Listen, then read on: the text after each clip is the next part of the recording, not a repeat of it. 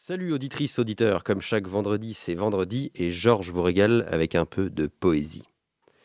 Aujourd'hui, je voudrais te parler de la rime. Ce machin qui fait paf quand le vers se termine. Cette lampe allumée au bout du corridor, ce dégoupillement de grenades sonores, cet éclat métallique ou chaleureux, ce gong. Sera-t-il grave, aigu, noir ou blanc, ding ou dong?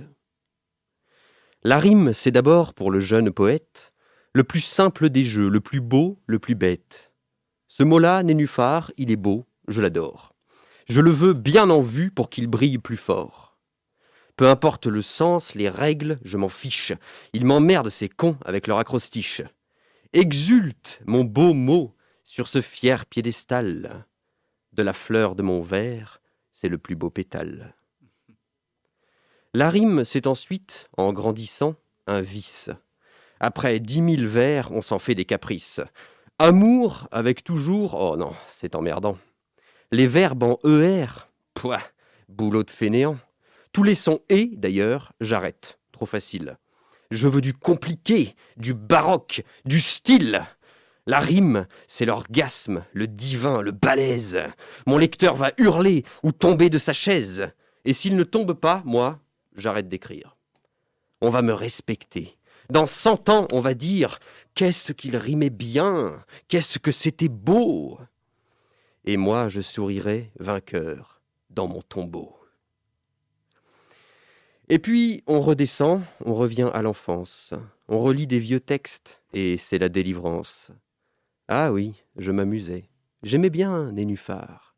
C'est drôle, la seule rime que j'avais, c'est phare. Le vers était bancal, absurde, mais il riait. Ai-je perdu cela? Me serais-je ennuyé? Et c'est ainsi, qu'à un quart, que l'on avance. On s'escrime à lier le joli et le sens. La rime, c'est cela, c'est ne pas s'ennuyer. C'est effeuiller son cœur tout en sachant compter. C'est retourner 20 fois son vers avant d'écrire, bricoler sans tricher, ciseler sans mentir. Et quel bonheur, après 3 heures de boulot, quand le vers fait un son d'océan, de grelot, de forêt dans le vent, de sanglots, de trompettes, quand il sent le thym frais, ou la sauge, ou la nette, quand ton œil le reçoit, ou comme une caresse, ou comme un gros parpaing hirsute qui l'agresse. Quel bonheur quand le mot, loin des cons et du fric, te donne ce cadeau merveilleux, sa musique. Auditrice, auditeur, en cette fin d'année, si l'horizon est gris, si ta joie est fanée, dis-toi que tout cela n'est qu'un mauvais poème.